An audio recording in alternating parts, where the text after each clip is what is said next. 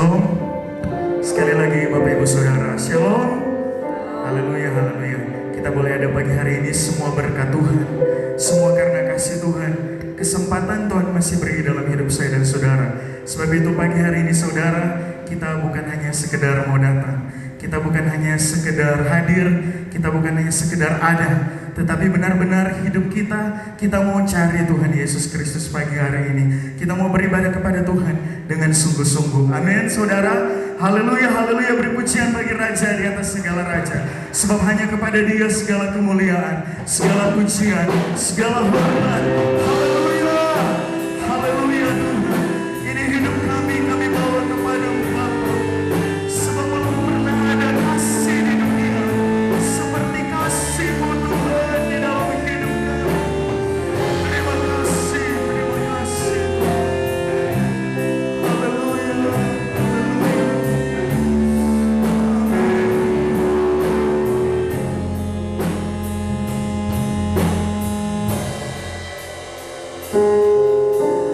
Belum pernah ada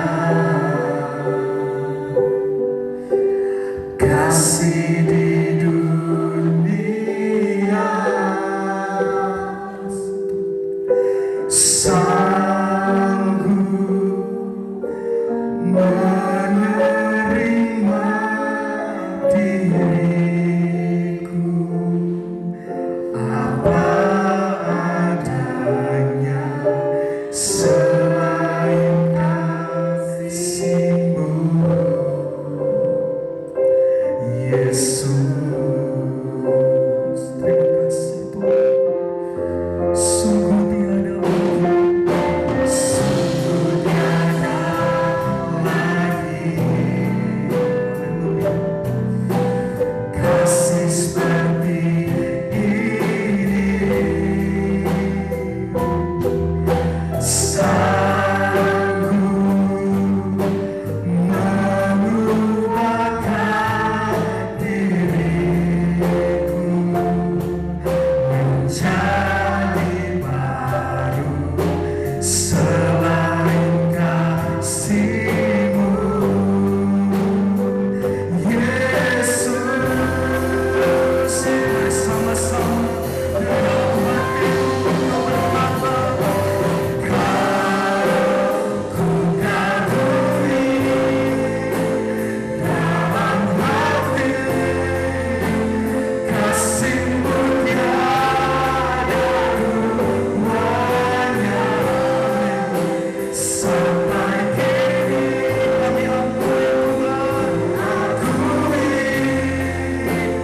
kasih-Mu tiada duanya. Benar kasih Tuhan tiada duanya. Saya jemput semua untuk bangkit berdiri. Haleluya Tuhan. Sungguh tiada lagi kasih yang seperti kasih-Mu Tuhan.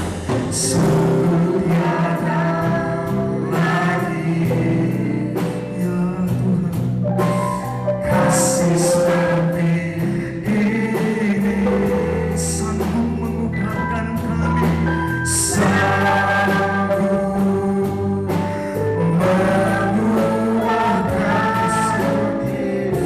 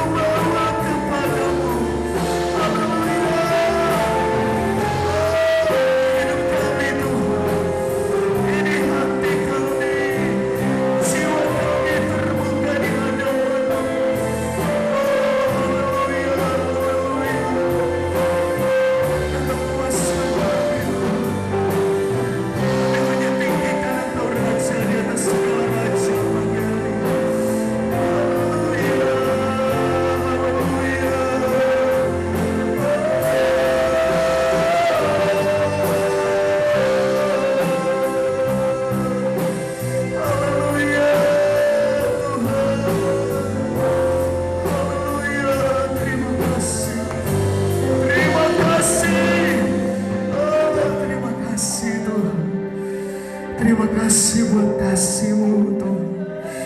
Terima kasih buat kemurahan-Mu. Oh, terima kasih Tuhan.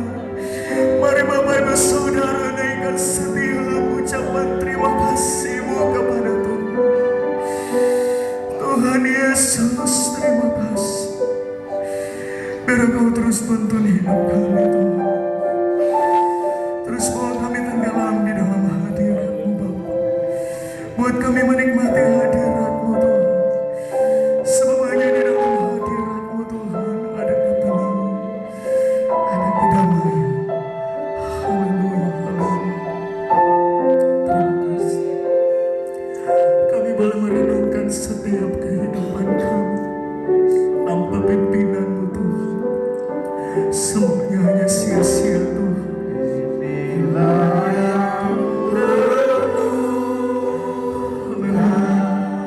Setiap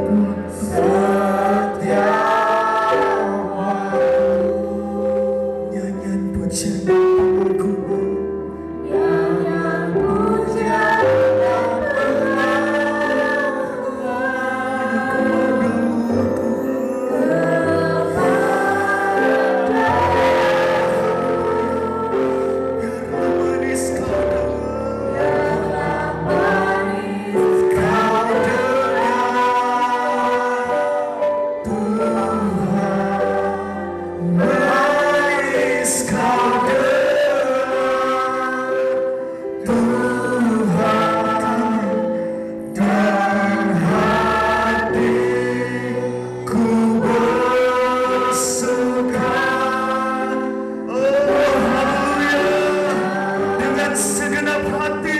segenap jiwa kami merenungkan setiap kebaikan.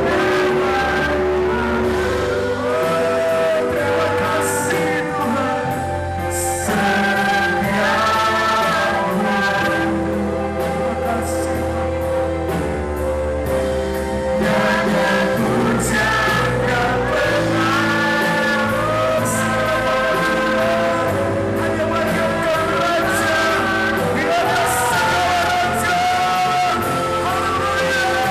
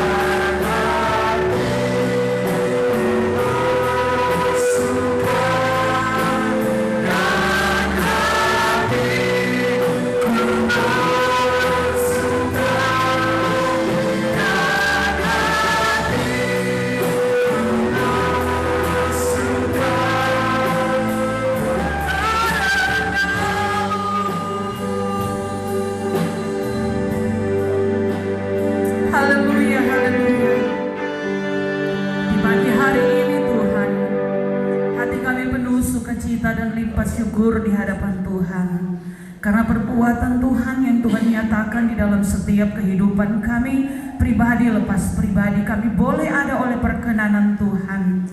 Bapa yang baik, tatkala kami berkata kami mengasihi Tuhan, maka kami harus meninggalkan segala tingkah langkah kami yang lama. Tatkala kami berkata kami mencintai Tuhan, maka hidup kami harus mencerminkan karakter Kristus di dalam kehidupan kami. Namun tentunya itu tidak mudah bagi kami. Kami butuh Roh Kudus-Mu ada di dalam kehidupan kami untuk memampukan kami di dalam kami berjalan di tengah dunia ini yang semakin hari semakin jahat. Tuhan, Roh Kudus-Mu lah yang memampukan setiap kami sehingga hidup kami tidak akan pernah jatuh tergeletak. Namun kami terus maju dan maju di dalam perjuangan di dalam Engkau untuk menikmati langit baru dan bumi yang baru. Mampukan kami semua Tuhan, dan kami percaya ketika hidup kami ada di dalam Tuhan, melakukan apa yang berkenan dan menyenangkan hati Tuhan, gerak hidup kami berjalan bersama dengan firman-Mu, maka di situ kami melihat pertolongan Tuhan, perkenanan Tuhan itu nyata di dalam setiap hidup kami umat-umat Tuhan. Terima kasih Tuhan Yesus, dan di pagi hari ini setiap kami umat-umat Tuhan, kami rindu untuk menyenangkan Tuhan lewat pujian dan penyembahan kami. Kami percaya Roh Kudus-Mu ada di tempat ini. Kami percaya ketika pujian penyembahan dinaikkan, ada kuasa yang dahsyat yang ilahi. Itu yang kuasa itu yang memampukan setiap kami umat-umat Tuhan, kami bisa berdiri sampai saat ini, dan biarlah setiap kami boleh menjadi penyembah-penyembah yang benar di akhir zaman. Terima kasih Bapa yang baik. Terima kasih Tuhan Yesus memberkati, mengurapi setiap pelayan-pelayan Tuhan yang mengambil bagian di dalam pelayanan di pagi hari ini. Biarlah tetap tinggal di dalam pengurapan Tuhan senantiasa. Dan kami percaya ketika kami memuji memuliakan Tuhan, kami sepakat, kami satukan hati kami, maka kuasa kegelapan tidak ada hak di tempat ini. Karena kami percaya kuasa Roh Kudus dahsyat berkarya di tempat ini, terlebih lagi dalam pribadi kami masing-masing. Terpujilah nama-Mu Bapa yang baik. Umat-umat Tuhan, Tuhan tolong biar mereka boleh tiba bersama dengan kami untuk memuji memuliakan Tuhan di tempat ini. Terima kasih Tuhan Yesus, dan di pagi hari ini kami mau lebih jauh masuk untuk kami menikmati hadirat Tuhan, untuk kami masuk di dalam ibadah kami, dan kami buka ibadah kami di pagi hari ini hanya di dalam satu nama yang ajaib, di dalam nama Bapa, Putra dan Roh Kudus, yaitu di dalam nama Tuhan Yesus Kristus, Kepala Gereja kami yang setia. Haleluya, amin. Haleluya. Haleluya. Dipersilakan duduk saudara. Haleluya. Pagi hari ini kita mau bersuka cita bersama Tuhan Yesus Kristus. Amin. Haleluya. Beri pujian bagi Raja di atas segala raja. Haleluya. Lagi sekali beri pujian bagi Raja di atas segala raja. Sebab Tuhan senang kepada kita yang mau bersuka cita bersama-sama dengan Tuhan Yesus Kristus. Amin. Haleluya. Haleluya. Pagi hari ini kita mau terima sukacita surga. Haleluya. Amin Tuhan. Amin.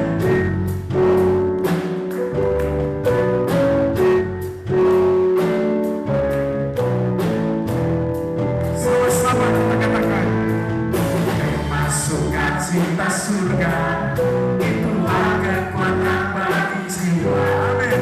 Ku dapat rasakan kasih-Nya di tengah badai. Oh, di badai bergelora, terima sukacita surga, itulah kekuatan bagi. Ku dapat saksikan kuasa-Nya, taklukkan badai. Itu haleluya, haleluya.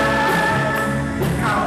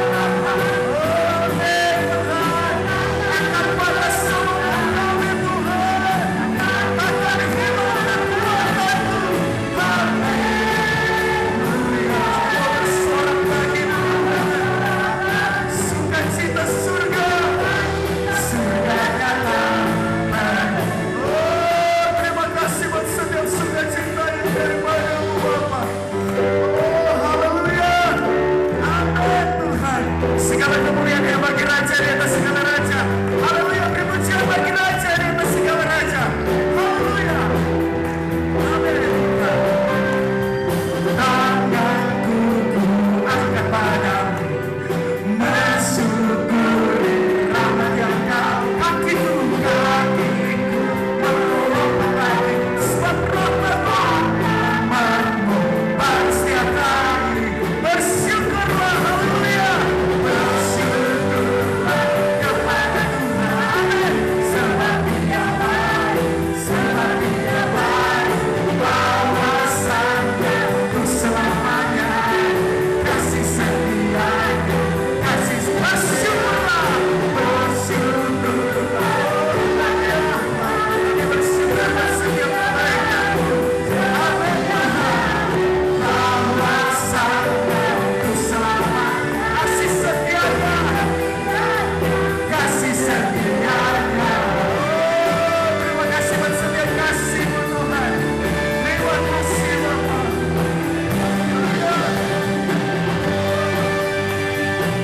Kau Yesus yang luar biasa, Kau Yesus yang perkasa. Lagi sekali sama-sama. Tanganku ku angkat padamu, mensyukuri rahmat yang Kau beri. Kaki melompat lagi, sebab rahmat-Mu baru setiap hari. Haleluya. Amin. Bersyukurlah kepada Tuhan, sebab Dia baik. Bahwasanya ku selamanya kasih setia-Nya. Bersyukurlah, bersyukurlah kepada Tuhan, sebab Dia baik. Bahwasanya ku selamanya kasih setia-Nya, kasih setia-Nya.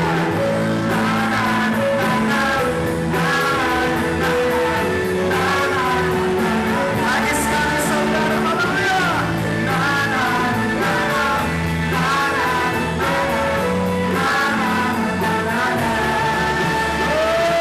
Haleluya, berpujian bagi Raja di atas segala raja. Kita mau selalu bersyukur hanya kepada Tuhan Yesus Kristus. Lagi sekali beri pujian bagi Raja di atas segala raja.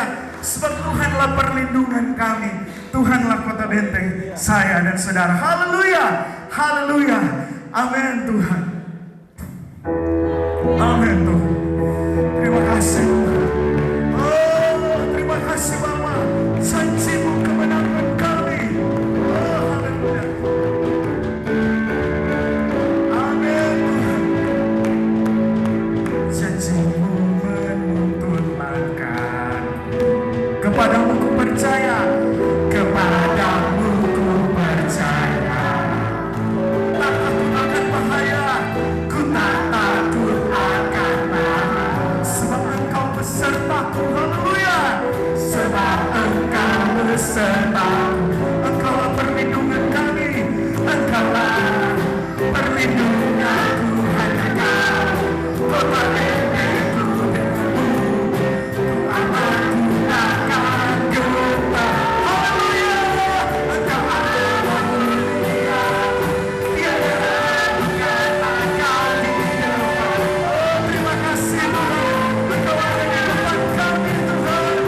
Engkau adalah setia, setia. Tiada bukan tanda yang sertamu.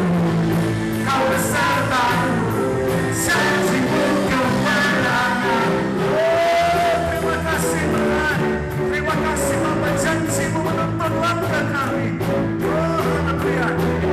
Mari sama-sama sekali lagi kita katakan, janji-Mu, janji-Mu menuntun langkah. Kepadamu kami percaya Tuhan, kepadamu ku percaya. Ku tak takut akan bahaya, ku tak takut akan bahaya. Sebab Tuhan Yesus beserta saya dan saudara, sedang Engkau besertaku.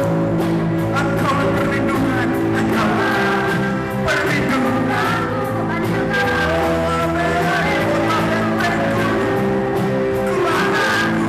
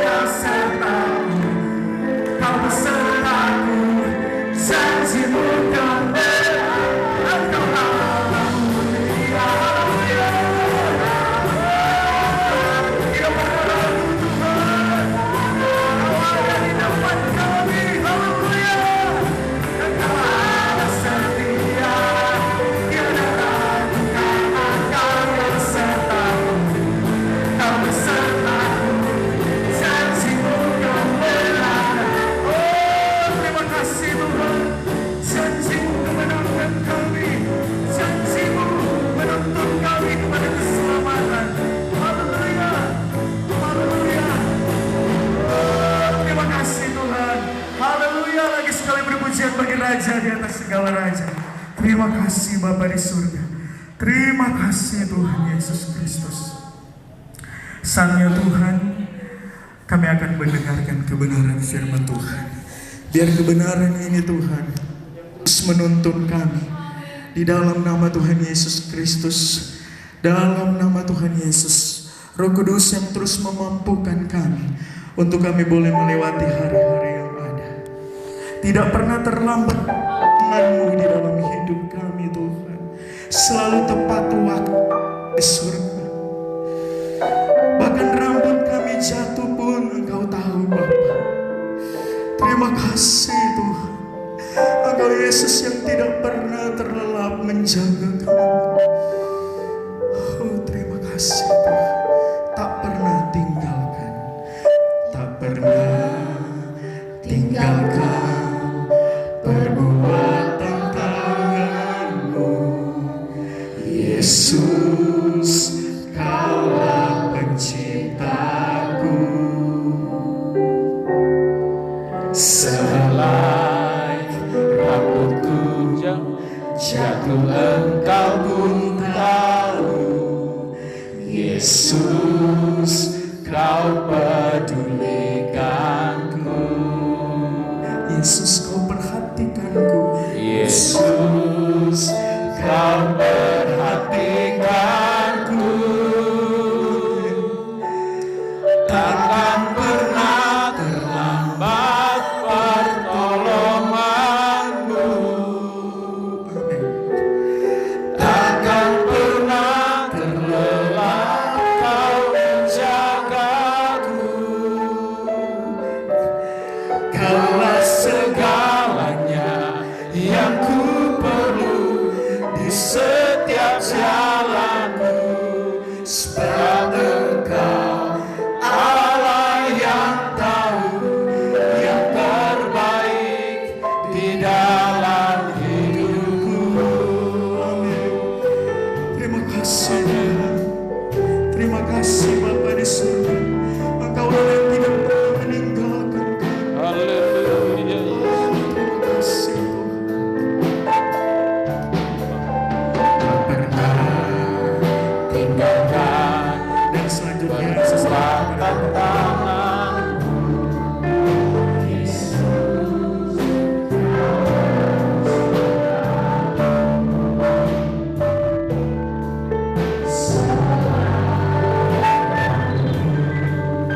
jatuh Engkau pun tahu. Yesus, Kau pedulikanku. Amin. Yesus, Kau perhatikanku. Takkan pernah terlambat pertolongan-Mu. Takkan pernah terlelap Kau menjagaku. Haleluya. Bapa, pakai kami hamba menjadi berkat bagi anak-anak kami. Kiranya hari ini seterusnya selamanya berkat pemeliharaan Tuhan tetap sempurna bagi mereka. Di dalam nama Yesus kami berdoa. Takkan pernah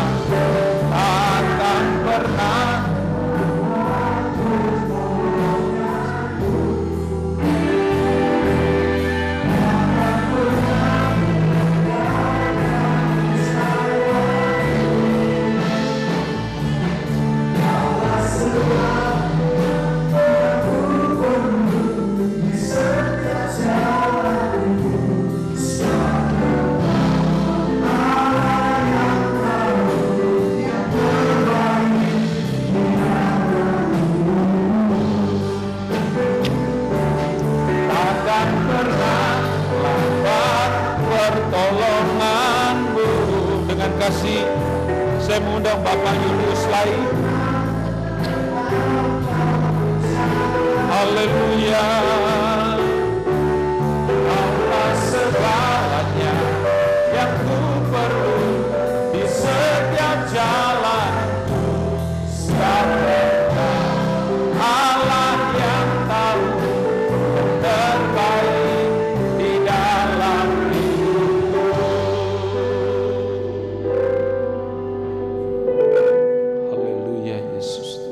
Bapa, inilah kami anak-anak Tuhan. Kami ada di hadapan Terima hadirat kasih, pada Tuhan. pagi hari ini Tuhan. Untuk Haleluya. memuliakan Engkau Tuhan. Kami tahu Puji tanpa Tuhan. Engkau Tuhan, kami tidak ada apa-apanya Tuhan. Karena di luar sana Tuhan Yesus penuh dengan baik. Oh Tuhan, macam-macam Terima percobaan kasih, Tuhan, yang menjauhkan kami daripadamu Tuhan. Oleh karena itu Tuhan, kami pada pagi hari ini Tuhan datang menyembah Engkau Tuhan, memohon kepadamu Tuhan, biarlah Allah Roh Kudus boleh ada bersama-sama kami pada pagi hari Amin, ini Tuhan. amin. Sehingga Dalam nama penyembahan Yesus. kami, pemujian kami kepada Haleluya, pada pagi hari ini haleluya. Tuhan, persembahan yang berbau harum di hadapan Puji hadirat Tuhan. Oh tibalah saatnya Tuhan, kami akan mendengarkan firman-Mu Tuhan. Biarlah firman-Mu yang akan ditaburkan nanti ya Tuhan, merupakan oh Tuhan Yesus suatu kekuatan bagi kehidupan kami Ajaib, Tuhan. ajaib. Sehingga kami boleh masuk ke dalam oh Tuhan kehidupan sosial di sana Tuhan. Engkau bersama-sama kami Tuhan. Terima kasih banyak Tuhan. Kiranya pada pagi hari ini Tuhan, kuasa Roh Kudus-Mu boleh beserta kami. Amin. Jauhkan pikiran-pikiran kami Tuhan yang menyimpang, Yesus, yang Yesus. mengalihkan pikiran kami akan pendengaran firman-Mu Tuhan. Puji Kami tahu Tuhan. Roh Kudus ada bersama kami. Haleluya. Terima kasih Tuhan, berkati hamba yang Haleluya, akan menyampaikan Yesus. firman-Mu Tuhan.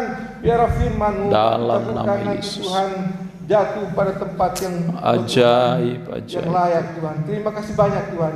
Inilah kita doa Yesus kami baik. Tuhan, beraskan di dalam nama Tuhan Yesus Kristus. Haleluya. Haleluya. Amin. Amin. Puji Tuhan.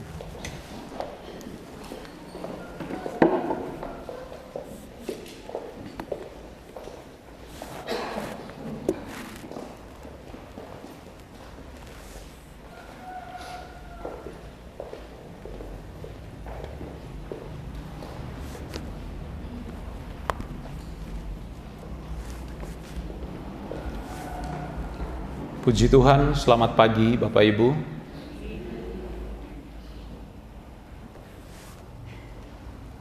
Saya percaya bahwa hari ini kalau kita masih boleh diberi waktu dan kesempatan untuk kita beribadah, tentu ini suatu kemurahan Tuhan yang indah bagi setiap kita. Sebab di luar sana ada banyak orang yang merindukan suasana ibadah seperti yang kita lakukan hari-hari ini. Tetapi mereka tidak mendapatkan itu. Karena mungkin keadaan situasi yang tidak memungkinkan mereka bisa melakukan atau beribadah layaknya kita di tempat ini.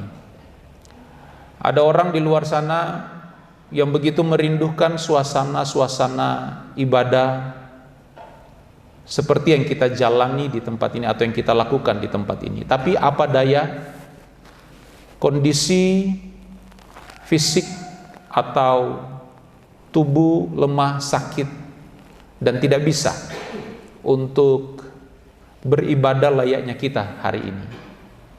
Itu sebabnya Bapak Ibu, kalau kita masih diberi waktu dan kesempatan, kekuatan, kesehatan, dan kita bisa beribadah, maka saya mau katakan, pergunakanlah waktu-waktu ini secara baik. Pergunakan waktu-waktu ini untuk membangun hubungan kita dengan Tuhan semakin erat, semakin dekat, sampai kita didapati setia dan sempurna seperti yang diinginkan oleh Tuhan.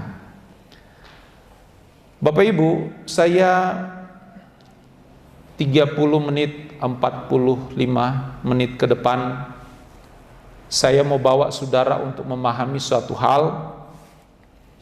Tentu saya percaya bahwa firman Tuhan ya dan amin untuk memberikan kita kekuatan, memberikan kita kemampuan untuk mengatasi banyak problem dan masalah dalam setiap perjalanan kehidupan kita. Dan saya akan memulai pagi hari ini dengan bahasa yang agak sedikit kaku. karena mungkin jarang-jarang kita dengar. Saya akan mulai dengan satu kalimat hipotesis. Artinya suatu kalimat dugaan atau kebenaran, namun sifatnya harus perlu dibedah lagi, didalami lagi, sehingga kebenaran itu benar-benar suatu kebenaran yang mutlak. Nah, tuh kan, kaku kan? Maka dari itu, Bapak Ibu, sedikit dalam awal kata saya bawa saudara untuk perhatikan, karena ini akan membawa saudara untuk memahami apa yang ingin saya jelaskan pagi hari ini. Dan tentu kalimat kalimat hipotesis ini terkait dengan perjalanan kehidupan manusia atau kita semua yang ada di tempat ini. Nah, kalimat hipotesis itu berbunyi begini. Saya coba catat dan saya rangkum dalam kalimat-kalimat atau bahasa yang sederhana. Masalah, kita bicara soal masalah dulu ya. Masalah adalah sebuah kondisi di mana objek atau hal-hal yang membuat sehingga terbentuknya masalah itu dapat dikendalikan. Jadi sekali lagi, Bapak Ibu, kalau kita berbicara masalah, seperti yang tadi saya katakan bahwa masalah-masalah yang terjadi dalam setiap kehidupan kita, tentu masalah itu terbentuk atau terjadi tidak secara mendadak. Tentu ada faktor-faktor pendukung yang menyebabkan sehingga masalah itu terbentuk. Namun, apapun faktor-faktor yang menyebabkan masalah itu terbentuk, sebenarnya faktor-faktor tersebut dapat dikendalikan. Nah, Bapak Ibu, saya coba untuk bawa saudara melihat suatu masalah yang kita semua alami 2 tahun terakhir ini, 2 tahun lebih, COVID-19. Data yang saya lihat kemarin, tanggal 10 kemarin, hari Sabtu, tolong dikoreksi kalau salah, data itu mencatat atau menyebutkan bahwa orang yang terjangkit, terinfeksi, positif COVID, itu jumlahnya cukup banyak. Seluruh dunia ada 600.000 sekian jiwa terinfeksi loh ya. Itu yang terdata. Kita nggak tahu yang nggak terdata. Dan saudara tahu, sejak COVID muncul di Wuhan sampai detik Sabtu kemarin, data yang saya coba lihat, jumlah yang meninggal yang saya catat di sini menurut data tersebut 6 juta sekian jiwa yang mati karena COVID di seluruh dunia. Itu sekali lagi yang terdata, yang tercatat, belum yang tidak. Saudara tahu jumlah 6 juta tadi itu separuh lebih, kalau kita hitung ya, itu separuh lebih penduduk Jakarta. Kalau penduduk Jakarta 10 juta jiwa sekian, nah yang meninggal 6 juta lebih jiwa sejak COVID itu muncul di tengah-tengah kita. Saudara bisa bayangkan hampir separuh penduduk Jakarta, kalau kita sempitkan, hampir separuh penduduk Jakarta meninggal karena COVID-19. Dan tentu ini suatu hal yang nggak main-main menurut ahli kesehatan. Sehingga PBB 2 kali mengutus ahlinya untuk menyelidiki kasus ini sejak muncul di Wuhan tahun 2019 akhir. Saudara tahu, ketika muncul di Wuhan ada dugaan ya, ini dugaan bahwa penyebab virus ini disebabkan oleh kelelawar. Awalnya begitu kan beritanya kan, kelelawar. Kalau kelelawar di tempat kami di Manado namanya paniki. Nah, sehingga waktu berita ini tersebar luas, orang-orang Manado tidak makan paniki lagi. Sehingga mereka yang berdagang paniki di pasar anjlok, gulung tikar yang banyak. Siapa mau beli coba? Tapi setelah dikoreksi lagi, ternyata bukan dari paniki. Sehingga orang Manado sekarang lebih giat mencari paniki untuk dikonsumsi. Dan itu haut. Saya jamin itu enak. Apalagi dimasak santan gitu ya, kental, kering. Wah, nanti kalau saudara ada paniki, saya yang masak. Saya jamin pasti enak. Nah, kita tinggalkan paniki. Masuk tahun 2020, Maret, COVID sampai di tempat kita. Dan Bapak Ibu, COVID yang masuk di Indonesia dimulai dengan varian apa kalau saudara ingat? Alpha ya, varian Alpha. Dan terus bermutasi. Bermutasi, ada varian Beta, dan yang paling ganas itu Delta. Dan sampai kemarin 2000 dan tahun ini awal ada muncul varian yang baru, apa namanya? Omikron. Dan itu terus bermutasi jadi varian B41, terus bermutasi lagi B4 sekian titik 1 titik sekian titik sekian. Banyak sekali. Dan Bapak Ibu, saudara perhatikan, COVID ini tidak mendadak muncul. Menurut penelitian, investigasi di lapangan bahwa terjadi human error di Wuhan. Ada penyebabnya, ada faktornya. Kenapa COVID ini virus ini bisa sampai menyebar ke seluruh dunia? Ternyata menurut penyelidikan diakibatkan karena kesalahan manusia. Bapak Ibu, jadi saudara lihat rentetan cerita ini, bahwa segala sesuatu di dunia ini tidak mendadak ada. Tetapi tentu ada faktor penyebab kenapa sampai misalnya COVID itu muncul, ada di tengah-tengah kita. Karena human error, kesalahan manusia, sehingga terjadi kebocoran di Wuhan. Dan virus itu tidak bisa dikendalikan lagi sampai hari ini. Bapak Ibu, satu contoh lagi. PBB menetapkan bahwa di dunia ini ada 2 lokasi atau 2 daerah yang menjadi sumber oksigen terbesar atau paru-paru dunia.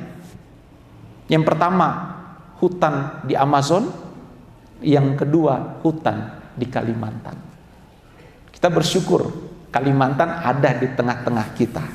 Jadi artinya Indonesia cukup diberkati kalau soal udara yang segar, apalagi kita yang ada di Ruteng. Orang dari mana-mana ketika datang di Ruteng, kesan yang pertama terbangun adalah Ruteng segar, udaranya segar, dan airnya begitu sejuk dan sehat. Bahkan ada YouTuber yang dia camping ada berapa hari di atas sana, dia minum air langsung dari mata air dan dia nggak masak lagi. Dan setelah dia teliti bahwa air di Ruteng cukup sehat untuk diminum langsung, asal yang dari sumbernya, jangan yang di got depan gereja, jangan, itu udah tercemar itu. Yang dari sumbernya. dari mata airnya. Jadi kita melimpah berkat atas Ruteng ini. Jadi berdoa terus untuk Ruteng, berdoa terus untuk kesejahteraan negeri kita, karena itu tugas saudara dan saya, agar supaya berkat tetap tercurah atas negeri kita. Bapak Ibu, kembali ke paru-paru dunia tadi. Tapi fakta yang kita lihat di berita-berita di negeri kita, Kalimantan banjir. Logikanya kan bertabrakan ini, paru-paru dunia tapi Kalimantan banjir. Nah, setelah diselidiki penyebab kenapa banjir oleh Lembaga Antariksa dan Penerbangan Nasional kita, LAPAN, coba untuk foto Kalimantan dari satelit. Dan apa yang terjadi? Dibandingkan foto 10 tahun ketika 2010 difoto, dan 10 tahun kemudian 2010-2020 itu terjadi perubahan. Struktur hutan di Kalimantan banyak yang tandus, banyak yang botak, artinya terjadi pembalakan, penebangan liar.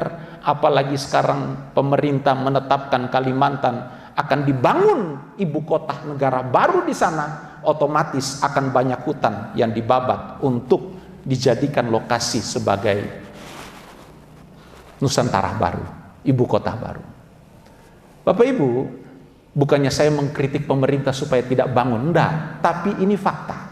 Kita akan melihat bahwa bagaimana suatu masalah bisa terjadi bukan tanpa sebab, bukan tanpa mendadak muncul ada masalah, tidak. Kenapa banjir di Kalimantan?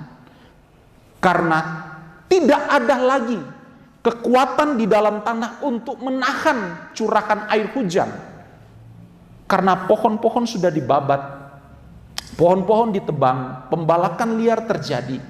Sehingga yang tadinya seberapapun banyaknya curahan hujan mampu menahan air di dalam tanah. Tapi karena terjadi pembalakan dan penebangan secara liar dan besar-besaran, sehingga di beberapa titik di Kalimantan terjadi banjir. Bapak Ibu, saya mau ngomong gini, saudara lihat, banjir tidak semerta-merta muncul di Kalimantan. Tetapi ingat, ada faktor penyebab. Dan yang menyebabkan banjir, kalau kita tarik lagi ke belakang, sebenarnya dilakukan oleh manusia. Sehingga ketika COVID tadi coba untuk dimasukkan sebagai bencana alam, beberapa pakar dan praktisi kesehatan kan menolak. Karena kalau seandainya COVID itu dimasukkan sebagai bencana alam, tentu yang mendasari kenapa menjadi bencana alam adalah faktor alam. Padahal COVID jelas-jelas karena kesalahan manusia. Demikian di Kalimantan. Banyak pendapat bahwa banjir di Kalimantan terjadi karena bencana alam. Tunggu dulu. Kalau seandainya itu bencana alam, berarti penyebab utama alam, tetapi tidak kan? Kenapa banjir? Penyebab utama karena keserakahan manusia. Jadi Bapak Ibu, saya mau ngomong begini buat kita semua hari ini, bahwa tadi saya katakan bahwa apapun masalah, apapun persoalan, apapun yang terjadi dalam kehidupan kita tidak mendadak muncul dan jadi, tetapi ada faktor-faktor yang menyebabkan sesuatu masalah itu muncul, ada, terjadi dalam setiap kehidupan kita. Dan itu lebih condong karena keserakahan manusia. Dan saya mau katakan, seharusnya apapun penyebab, apapun masalah yang terjadi, kita sebenarnya mampu untuk mengendalikan itu, mampu untuk merubah itu. Tapi faktanya kenapa tidak? Karena manusia telah dikuasai oleh situasi dan kondisi di sekitarnya, sehingga segala masalah dan persoalan itu muncul dan ada dalam kehidupan kita karena lebih condong karena kita tidak mampu untuk menguasai situasi dan kondisi dalam setiap kehidupan kita. Nah Bapak Ibu, awal pembukaan khotbah saya terlalu panjang. Dan saya bawa saudara lihat Wahyu pasal 22 ayatnya yang ke-11. Saya mulai di sini. Wahyu 22 ayat 11. Kita baca sama-sama ayat ini. Wahyu 22 ayatnya yang ke-11. Kita baca sama-sama. 2, 3. Barang siapa yang berbuat jahat, biarlah ia terus berbuat jahat. Barang siapa yang cemar, biarlah ia terus cemar. Dan barang siapa yang benar, biarlah ia terus berbuat. Barang siapa yang kudus, biarlah ia terus menguduskan dirinya. Bapak Ibu, saya mau tanya sebelum saya lanjut. Siapa yang baru pertama kali baca ayat ini? Atau yang baru pertama kali dengar ayat ini? Tentu setiap kita pernah membaca dan mendengar ayat ini.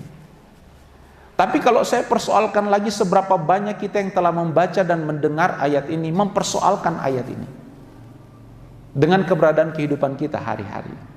Ada? Saya percaya hampir setiap kita tidak pernah mempersoalkan ayat ini. Tidak pernah mempermasalahkan ayat ini terkait dengan keberadaan kehidupan kita hari-hari ini. Bapak Ibu, jemaat yang diberkati Tuhan, saudara perhatikan ayat ini. Dalam ayat ini, kalau saudara perhatikan baik, ada berapa kali di dalam ayat ini ada kata biarlah? Ada berapa kali? Ada 4 kali kata biarlah di situ. Kata biarlah di sini itu adalah sebuah choice, pilihan. Pilihan. Biarlah yang berbuat jahat, barang siapa yang berbuat jahat, biarlah ia terus berbuat jahat. Barang siapa yang cemar, biarlah ia terus cemar. Dan barang siapa yang benar, biarlah ia terus berbuat kebenaran. Barang siapa yang kudus, biarlah ia terus menguduskan dirinya. Bukan kebetulan Rasul Paulus 4 kali mencatat kata biarlah dalam satu ayat ini. Bagi orang Ibrani, ketika satu kata diulang berulang-ulang sampai 4 kali, berarti itu sesuatu hal yang sangat penting untuk diperhatikan. Kalau 1 kali itu penting, 2 kali itu penting sekali. Kalau ketiga kali itu sangat penting, tapi kalau ini sampai 4 kali, berarti ini penting banget untuk kita perhatikan. Kata biarlah di sini mengandung makna pilihan. Bapak Ibu, tadi saya katakan bahwa tidak ada yang terjadi dalam setiap kehidupan kita tanpa faktor penyebab. Misalnya, tidak ada seorang yang lahir ke dunia ini mendadak jadi jahat. Gak ada kan? Lahir, gitu kan? Oe. 1 tahun kemudian langsung jahat. Gak ada. Tapi kenapa ada orang jahat?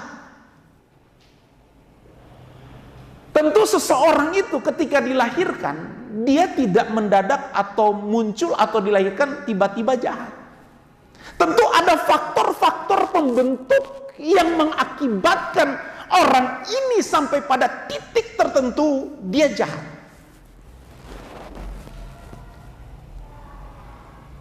Sama halnya, tidak ada manusia yang tiba-tiba lahir atau ketika dilahirkan mendadak cemar. Enggak ada. Tapi kenapa ada orang cemar di sekitar kita? Tentu ada faktor-faktor pendukung yang mengakibatkan si A ini hidupnya cemar. Enggak mendadak Om Yunius jadi jahat, enggak. Enggak mendadak saya jadi cemar, enggak. Tapi Tapi tentu ada hal, ada penyebab. Dan ketika orang itu jahat, itu semua karena ada faktor-faktor yang mendukung sehingga orang ini jahat atau jadi cemara. Dan itu semua kumpulan atau akumulasi dari apa yang dia serap selama dia hidup. Kalau saya misalnya lahir di tengah-tengah lingkungan yang semua orang hidup di lingkungan itu adalah penjahat, maka otomatis karakter jahat atau penjahat itu pasti akan terbangun dalam kehidupan saya. Jadi tidak ada yang muncul tiba-tiba mendadak jadi jahat. Tapi ada alasan itu semua kenapa seseorang itu jahat. Dan ingat, tadi saya katakan di awal, seharusnya hal-hal yang dapat membentuk seseorang menjadi jahat atau cemar itu dapat dikendalikan. Seharusnya dapat dikendalikan. Kemarin hari saya dengan Ibu Gembala meluncur ke Cancar. Sampai di Waigarit, di turunan dekat air mancur musiman. Orang sering cuci mobil di situ. Saya jalannya pelan karena di depan saya ada mobil ikan yang pelan juga. Karena dia sudah kosong, muatannya udah kosong, kelihatan bahwa tidak berat lagi muatannya. Sampai di tempat cuci mobil itu, tiba-tiba dia berhenti langsung belok kiri. Saya otomatis agak rem mendadak. Tiba-tiba di belakang bunyi buar di belakang mobil. Saya langsung parkir di tengah jalan. Sempat tensi naik waktu di belakang setir. Ibu Gembala langsung warning, sabar. Oh ya Ma, tapi ini tetap marah. Siapa sih? Tanpa kasih mati mesin, mobil saya parkir di jalan. Turunlah dengan sedikit agak emosi. Tutup pintu agak kencang, setelah pintu bunyi, buar, saya menyesal. Hai, kenapa saya tutup pintu saya? Saya ketemu dengan orang di belakang. Siapa yang nabrak? Saya lihat ada 2 orang turun dari motor. Mereka langsung bilang, Nekarau, minta maaf, tapi ini hati. Waduh, ada faktor yang membentuk saya akan marah, ya kan? Ada penyebab. Saya di atas angin kalau saya marah mereka. Pertama, mereka pasti salah. Kedua, Bapak Ibu, ketika saya turun dari mobil, itu orang bapak-bapak 2 itu langsung memohon, meminta maaf. Oh, kami salah. Kami terlalu dekat.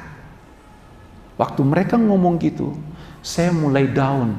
Oke, tidak apa-apa, tapi lain kali hati-hati. Terus ada satu bapak yang digonceng ini ngomong gini. Habis Om mendadak berhenti. Aduh, saya mulai naik lagi. Saya bilang, ini orang cari masalah ini. Saya bilang, Pak, tapi saya coba untuk menahan datar nada saya. Saya coba menekan faktor yang bisa memicu saya marah. Ya kan? Faktor ini besar sekali. Yang membuat saya bisa marah. Ini bapak saya sudah cooling down, dia pancing lagi. Nah kadang kita gitu kan. Ini bapak, habis Om mendadak berhenti. Saya mau bilang, Pak, Bapak harus tahu. Di depan saya juga ada yang mendadak berhenti. Saya balik mulai cari masalah. Habis Bapak terlalu dekat dengan mobil. Kalau kita, bagaimana kalau kita urus saja di kantor polisi? Itu yang Mbak motor langsung bilang begini, Nekarabo. Yang satu yang Mbak motor ini sabar sekali orangnya. Nekarabo, maaf kami buru-buru. Ada duka di kampung. Saya masih sedikit emosi. Saya nggak mau tahu ada duka kayak ada apa. Bapak sudah tabrak mobil saya. Waduh, Bapak Ibu, inilah faktor-faktor yang bisa membentuk amarah kita itu membludak. Dan kalau saya dikuasai oleh situasi dan keadaan, bisa panjang urusannya. Ya kan? Bisa panjang urusannya. Saya nggak mau tahu, kalau saya mau urus aja sampai di kantor polisi, atau saya mau ngambil kesempatan, bisa saja saya minta uang untuk perbaiki, bisa saja dengan banyak motivasi. Tapi saya menguasai keadaan. Saya menguasai faktor-faktor yang bisa membentuk saya emosi dan marah. Saya membalikkan faktor-faktor tersebut dengan mengucap syukur dan menerima keadaan apa adanya. Saya bilang, Om, lanjut saja perjalanan. Hati-hati di jalan. Saya tutup dengan Tuhan Yesus memberkati. Nah, Bapak Ibu, belajar bahwa apapun keadaan, apapun situasi, sebenarnya kita mampu untuk mengendalikan kondisi, mengendalikan faktor yang bisa menyebabkan kita marah atau berbuat dosa. Sebenarnya kita mampu sekali. Tapi kenapa ada orang yang tiba-tiba bisa terbakar amarahnya, bisa emosi demikian? Karena apa? Karena dia dikuasai oleh keadaan. Karena dia dikuasai oleh situasi. Dan dia menuruti keadaan itu. Sehingga marahlah dia. Contoh. Kalau saya ngomong begini. Om Joko, kuda, nggak ada masalah kan?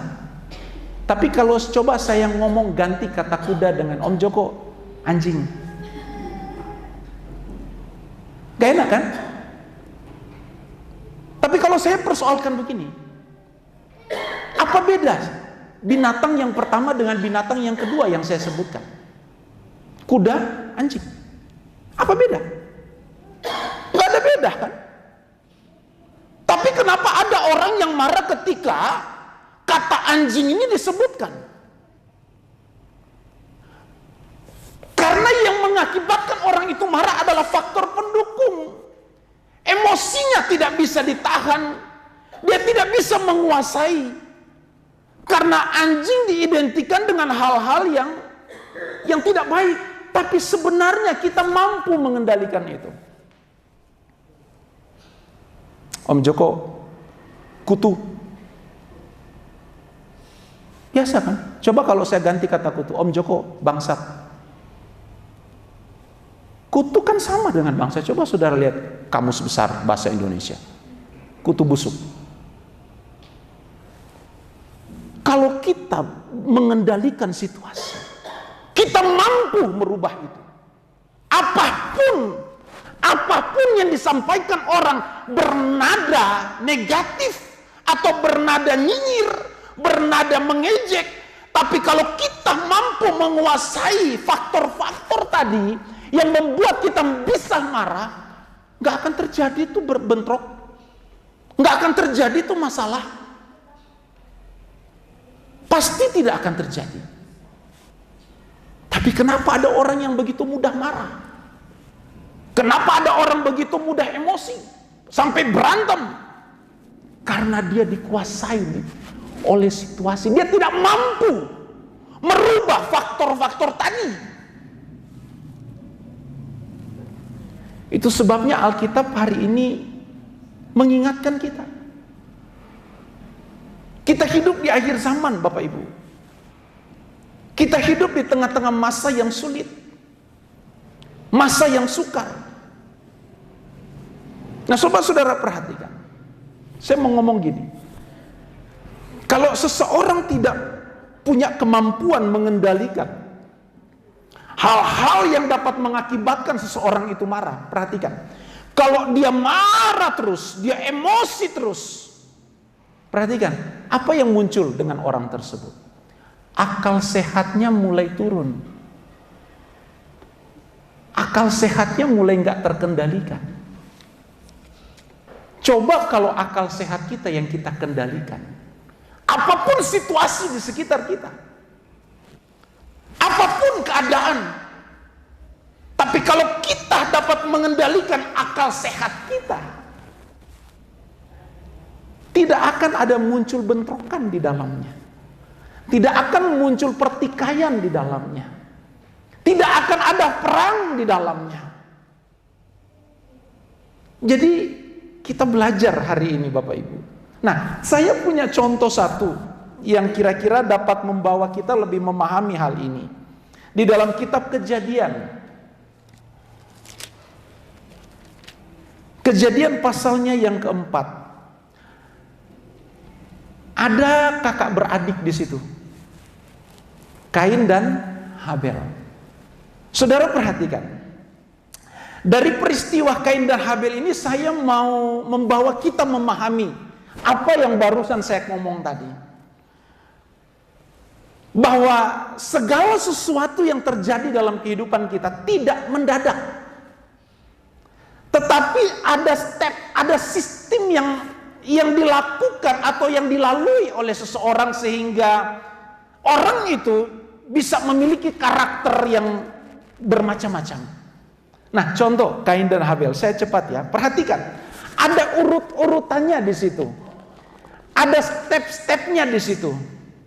Ya, saya mulai ayat 3 dan ayat 3 Saudara perhatikan, saya baca. Setelah beberapa waktu lamanya, maka Kain mempersembahkan sebagian dari hasil tanah itu kepada Tuhan sebagai korban persembahan. Ayat 4. Habel juga mempersembahkan korban persembahan dari anak sulung kambing dombanya, yakni lemaknya, maka Tuhan mengindahkan Habel dan korban persembahannya itu. Sampai di situ dulu. Ayat 3 dan 4, no problem. Tidak ada masalah yang muncul di situ. Baik Kain, Habel sama-sama membawa persembahan untuk Tuhan. Tidak ada masalah di situ, tidak dijelaskan ada problem di situ. Persembahan Kain dibakar, persembahan Habel pun dibakar. Belum ada masalah di situ. Belum ada persoalan di situ. Semua masih aman-aman saja. Tapi kalau saudara perhatikan, setelahnya baru ada masalah di situ. Saudara lihat ayat 5. Tetapi Kain dan korban persembahannya tidak diindahkan oleh Tuhan. Lalu hati Kain menjadi sangat panas dan mukanya muram. Nah, di titik ini ada masalah. Masalahnya kita tahu. Persembahan Kain ditolak oleh Tuhan. Persembahan Kain tidak diterima. Persembahan Habel tidak diterima oleh Tuhan. Sedangkan persembahan Kain diterima oleh Tuhan. Nah, di sini ada problem. Yang satu persembahannya diterima oleh Tuhan dan yang satu tidak. Di peristiwa ini, di cerita ini banyak timbul asumsi atau pendapat dari orang-orang Kristen. Ada yang ngomong begini, oh, persembahannya Habel itu, persembahannya Kain itu ditolak karena ketika Kain membakar korbannya, itu bikin Allah sakit matanya, perih matanya karena dari tumbuh-tumbuhan. Baunya nggak enak. Coba saudara bakar rumput, ya, atau saudara lewat cancar atau lembor setelah mereka panen padi, bakar sekam, nggak enak kan baunya. Kadang kalau masuk di mobil tuh nggak enak. Atau kalau kita berdiri di samping sekam yang dibakar itu, mata kita bisa mengeluarkan air mata. Nah, atas dasar yang ngawur ini banyak orang Kristen, bahkan guru-guru sekolah minggu ngomong seperti itu sama anak-anak sekolah minggu. Dan ini menyesatkan. Guru-guru sekolah minggu tolong perhatikan. Saudara juga harus punya kemampuan untuk meneliti Alkitab atau belajar Alkitab secara benar. Supaya anak-anak sekolah minggu itu bisa memiliki pemahaman firman yang benar.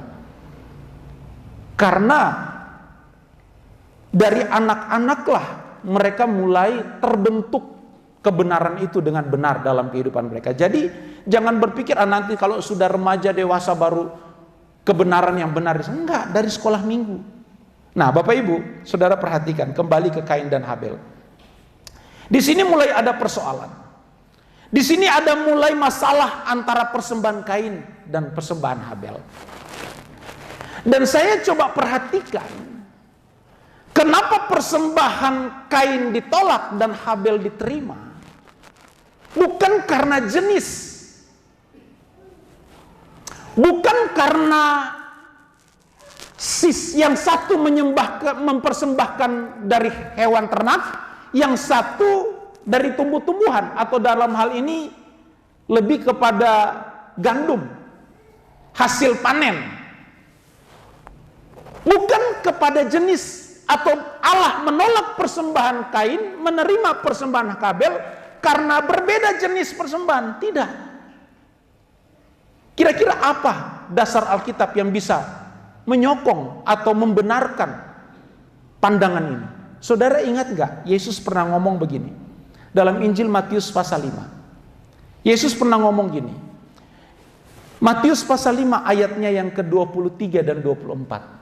Yesus ngomong begini, sebab itu jika engkau mempersembahkan persembahanmu di atas mezbah, dan engkau teringat akan sesuatu yang ada dalam hati saudaramu terhadap engkau, tinggalkanlah persembahanmu di mezbah itu, dan pergilah berdamai dahulu dengan saudaramu, lalu kembali untuk mempersembahkan persembahan.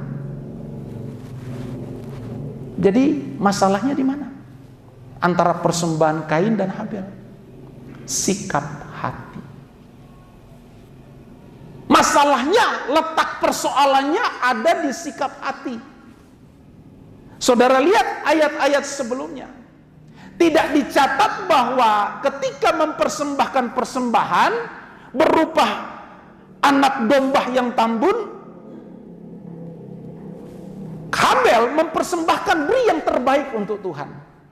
Sedangkan Kain sebagian, dicatat dalam Alkitab. Artinya bukan soal jenis, tetapi sikap hati yang ditilik, yang diperhatikan oleh Tuhan. Sehingga itu yang menyebabkan persembahan Kain tidak diterima oleh Allah. Warning bagi kita.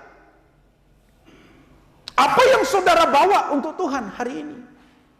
Persembahan yang kita bawa bukan soal jenis, tetapi sikap hati kita di hadapan Tuhan. Jangan sampai ketika kita bawa persembahan di hadapan Tuhan, Tuhan mencium bau yang aneh dari persembahan yang kita naikkan.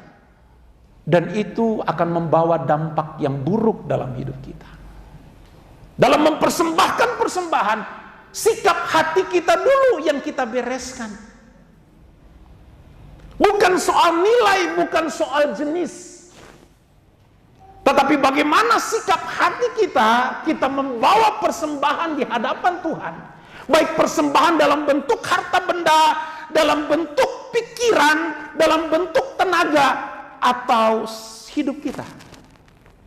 Harus diperhatikan. Sikap hati itulah yang dinilai dan diperhatikan oleh Tuhan.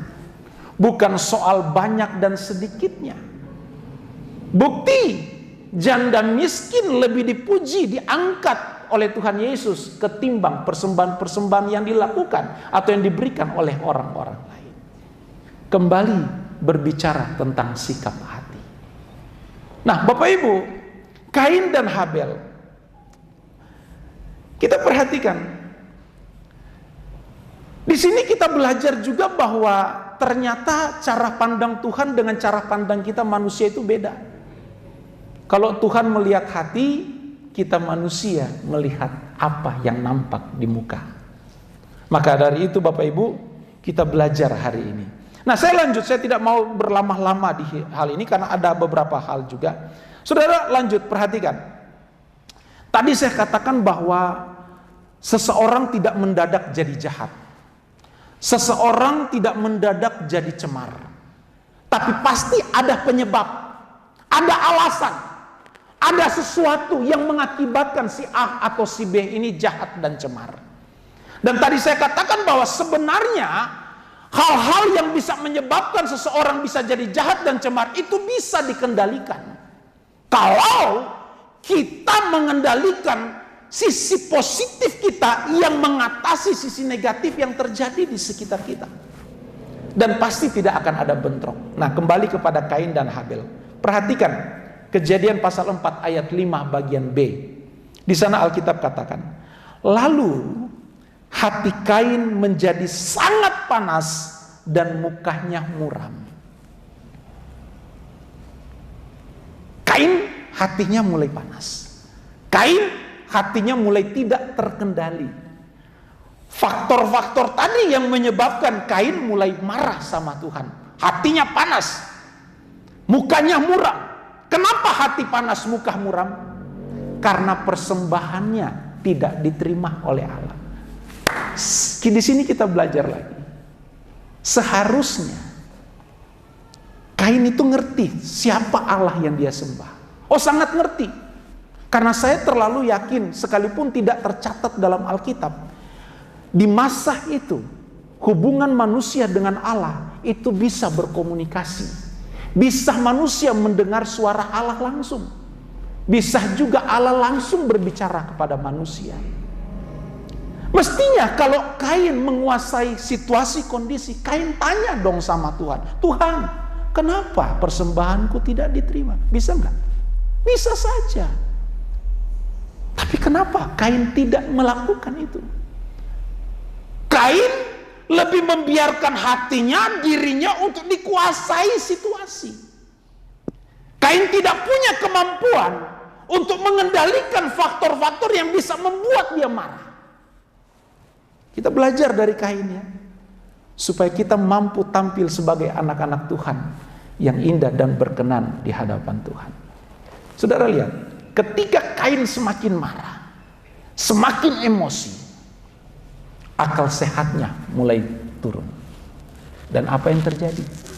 Dia mengajak adiknya Habel, Bel, ayo Bel, jalan-jalan yuk, pesiar yuk.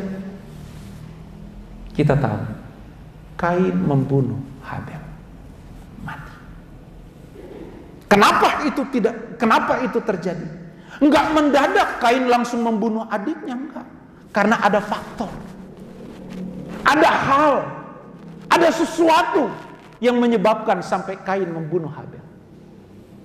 Sekali lagi, seharusnya Kain punya kemampuan dan kapasitas untuk mengendalikan faktor-faktor negatif tadi. Tapi tidak, dia lebih memberikan diri dan hatinya untuk dikuasai oleh situasi, sehingga dia melampiaskan amarahnya kepada adiknya. Dan lebih bahaya dan lebih parahnya lagi, kalau saudara perhatikan ayatnya yang ke-7, ayatnya yang ke-6 ke-7. Firman Tuhan kepada Kain, mengapa hatimu panas dan mukamu muram? Apakah mukamu tidak berseri jika engkau berbuat baik? Tetapi jika engkau tidak berbuat baik, dosa sudah mengintip di hadapan pintu. Ia sangat menggoda. Tetapi engkau, nah ini dia, tetapi engkau harus berkuasa. Allah lo ngomong seperti itu. Di sini kita tangkap, kita belajar bahwa dalam diri manusia ada kemampuan, ada kekuatan, di mana manusia itu mampu mengendalikan situasi yang dapat menjerumuskan manusia itu kepada hal-hal yang tidak berkenan di hadapan Tuhan. Jangan biarkan, jangan luaskan hidupmu, hatimu, pikiranmu dikuasai oleh situasi, oleh keadaan, sehingga kita terjebak, kita jatuh dalam kesalahan, dosa yang tidak berkenan di hadapan Tuhan. Bahaya, hati-hati. Hati-hati. Ingat, Allah sendiri ngomong. Allah katakan kepada Kain, tetapi engkau harus berkuasa atasnya. Berkuasa atas apa? Hati. Yang mampu mengendalikan hati ini kita. Jangan sekali-kali Tuhan, kita serahkan masalah kita sama Tuhan. Tapi mari kita belajar untuk kita belajar mengatasi masalah kita sendiri. Di saat kita tidak berdaya, disitulah Tuhan campur tangan. Tapi kalau baru masalah sakit pilek dikit, oh Tuhan angkat pilekku. Aduh, orang Kristen model begini, nggak bisa. Kita harus belajar. Nah, lanjut Bapak Ibu. Sekali lagi bahwa setiap kita punya kemampuan untuk mengatasi segala sesuatu yang terjadi. Saya mau bawa pada akhir khotbah saya. Kita kembali kepada Wahyu pasal 22. Wahyu pasal 22. Singkatnya begini Bapak Ibu. Saya tidak akan panjang lagi untuk membawa saudara memahami Wahyu 22, tetapi pasal ini bercerita khususnya dari ayat 6 sampai ayat 17 bercerita tentang kedatangan Tuhan. Menceritakan tentang kedatangan Tuhan, segala sesuatu yang akan terjadi, segala sesuatu yang akan dihadapi oleh manusia, situasi akan bertambah buruk, situasi akan bertambah suram, keadaan dunia akan semakin tidak membaik. Oleh sebab itu dalam tulisan ini Yohanes mengingatkan bahwa karena hari kedatangan Tuhan, ingat, sejak Yohanes ngomong udah berapa ribu tahun lalu, Yohanes sudah ngomong hari kedatangan Tuhan udah dekat. Apalagi di zaman kita sekarang semakin dekat. Yohanes ngomong, ingatkan kepada orang Kristen saat itu. Wahyu pasal 22 ayat 11, tolong dimunculkan. Kita baca lagi ayat ini. Barang siapa yang berbuat jahat, biarlah ia terus berbuat jahat. Barang siapa yang cemar, biarlah ia terus cemar. Dan barang siapa yang benar, biarlah ia terus berbuat kebenaran. Barang siapa yang kudus, biarlah ia terus menguduskan dirinya. Ada banyak orang Kristen menafsirkan, memahami ayat ini secara bebas. Dia ngomong begini, Om, kok Tuhan tidak punya kasih ya? Kenapa? Tuhan kok membiarkan orang yang jahat tambah jahat? Ya kan? Seakan-akan kan ayat ini begini. Seakan-akan ayat ini mau memunculkan sesuatu hal bahwa biarlah yang jahat jahat aja, yang baik ya tambah baik, puji Tuhan. Pak, Bu, supaya ayat ini lebih sederhananya saya mau baca begini, saya menyampaikan begini. Yohanes mau ngomong begini. Karena kedatangan Tuhan semakin dekat, saya khawatir kita tidak punya waktu lagi untuk memperbaiki hidup. Saya khawatir kamu yang jahat akan terus jahat sehingga tidak punya kesempatan untuk berbuat baik lagi. Nah, sedangkan kamu yang sudah di dalam Tuhan, yang menjaga hidup kudus, maka akan bersyukur karena waktu singkat ketika Tuhan datang engkau didapati kekudusanmu layak di hadapan Tuhan.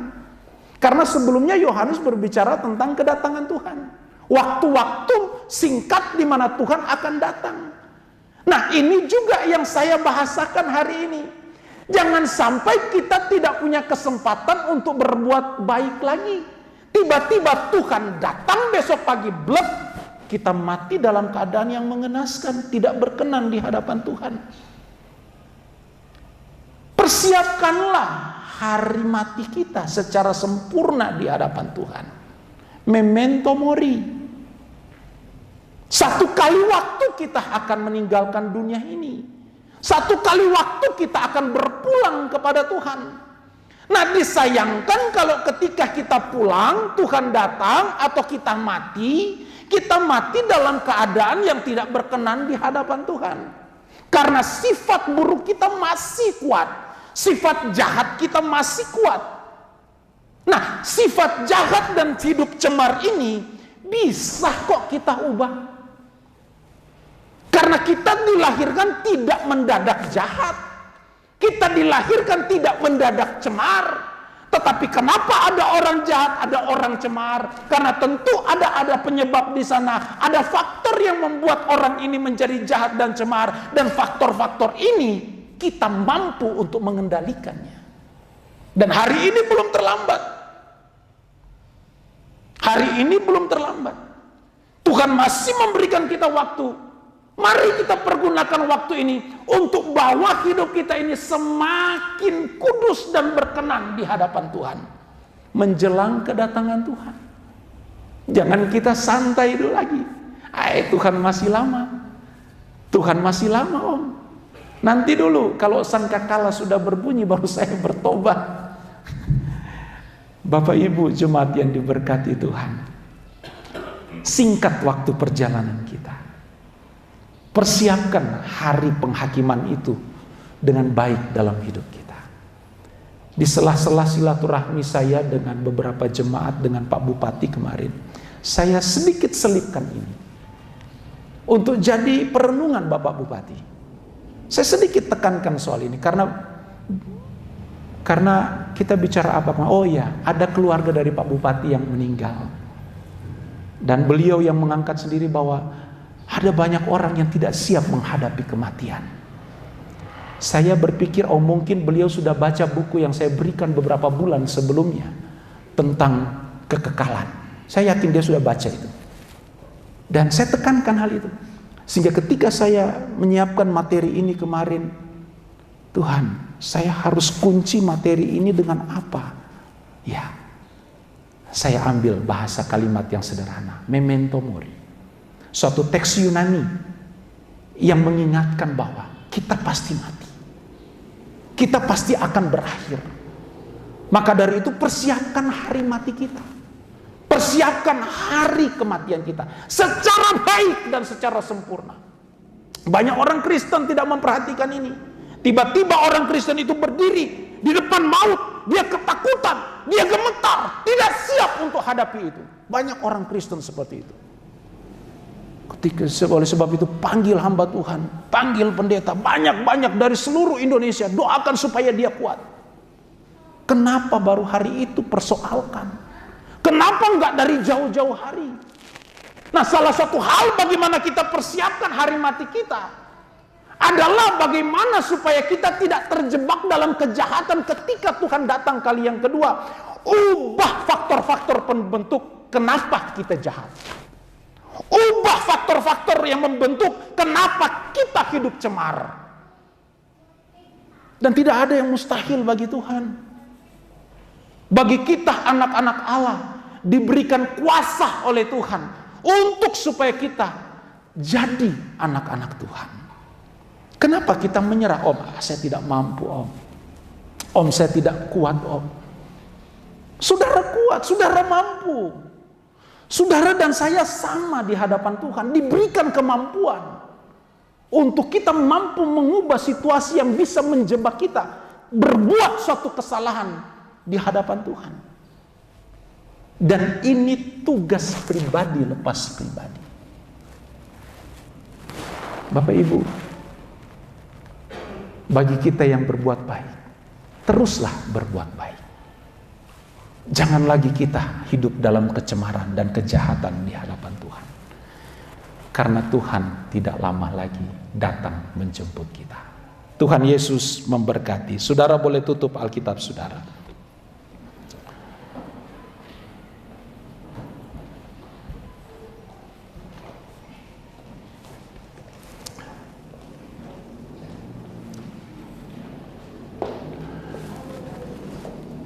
Tidak mendadak seseorang itu bisa jahat.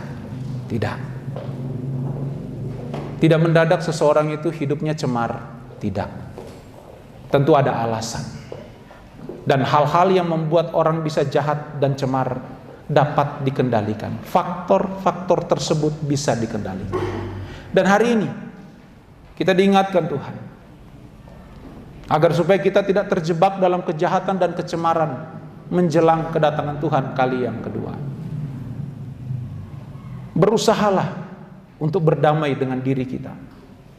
Berusahalah untuk berdamai dengan situasi. Mungkin situasi di sekitar lingkungan di mana kita hidup memaksa kita harus bertindak sama dengan orang-orang yang hidupnya tidak di dalam Tuhan. Tapi jangan kita terjebak. Jangan kita terhanyut. Ubah situasi itu. Keadaan dunia semakin tidak baik. Dan mungkin saudara berdoa hari-hari ini, Tuhan, kiranya ke depan hari semakin baik, keadaan semakin baik. Puji Tuhan kalau Tuhan jawab, keadaan semakin baik. Tapi seandainya keadaan tidak semakin baik, Karena Allah tidak mungkin melanggar apa yang Dia sudah firmankan.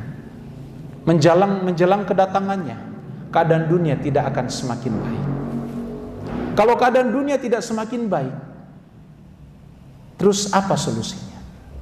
Kita jangan berdiam diri. Kita yang harus memperbaiki diri kita. Kita yang harus merubah diri kita. Kalau situasi tidak berubah, kita yang merubah diri kita sendiri. Kalau diri kita sudah berubah, percaya situasi akan terkendali dalam setiap kehidupan kita. Saudara boleh tutup Alkitab saudara. Aku memilihmu Tuhan. Bapak Ibu, saya jemput kita bangkit berdiri. Kita jadikan Tuhan sebagai sandaran hidup kita. Kita jadikan Tuhan sebagai penopang dalam setiap langkah perjalanan hidup kita. Hari ini mungkin saudara bergumul dengan banyak pergumulan. Saya pesan, kendalikan situasi. Berkuasalah atas situasi dan kondisi agar kita indah di hadapan Tuhan. Aku memilihmu Tuhan, Kau segalanya bagiku. Amin. Ku mengenakan hidupku dalam setiap langkahku.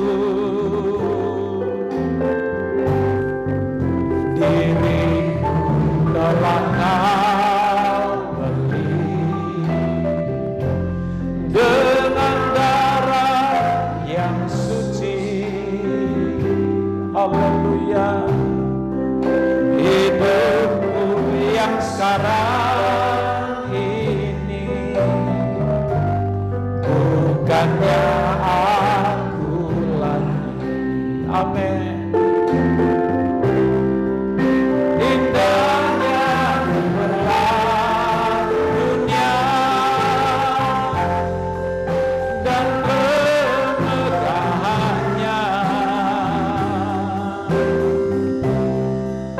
rela ku tinggalkan dan aku lepaskan, tak ku ingini lagi. Amin. Kirimanku memandang Tuhan Yesus akan datang. Langit dan bumi yang baru, kerinduan hatiku. Haleluya.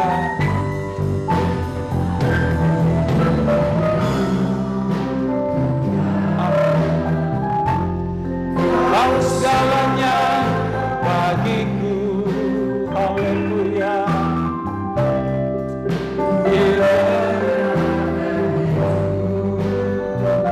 Haleluya. Dalam setiap langkahku,